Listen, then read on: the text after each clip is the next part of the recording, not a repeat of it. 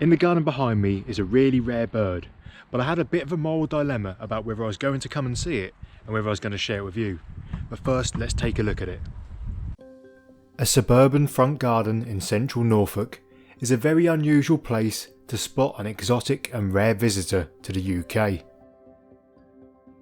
This is a Eurasian hoopoe, which would normally spend the spring and summer in mainland Europe, Central Asia or Russia.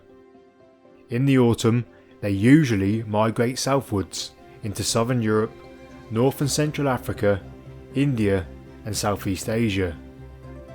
So what is it doing here, thousands of miles from where it would normally be?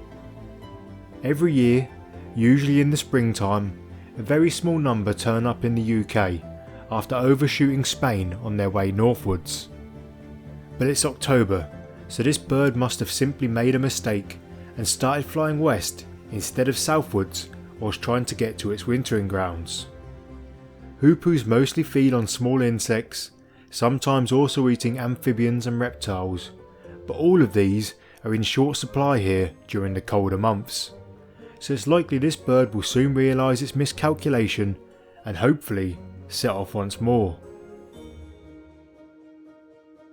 This is my first time seeing one in the flesh, and from photos I was expecting it to be bigger, but they're actually around the size of a large blackbird. Over most of their bodies they're a cinnamon colour, with black and white barred wings and a long down curved bill. Their most striking feature is a crest of feathers on top of their heads, which is usually held backwards but can be flared to display a black and white mohawk, just like this.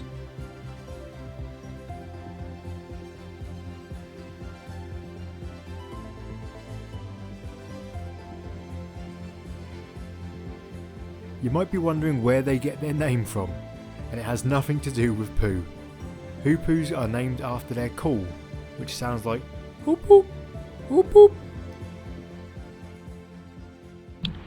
So why was that a moral dilemma, I hear you ask? And the reason is, with there being so few of these birds visiting the UK, lots of people come to visit it, and it's already made a really long flight, and a lot of people staring at it can put extra pressure on the bird. But from photos over the last couple of days, I can see that it's feeding well and doesn't seem to be put off by all the people standing there watching it. So I'm happy to share it with you.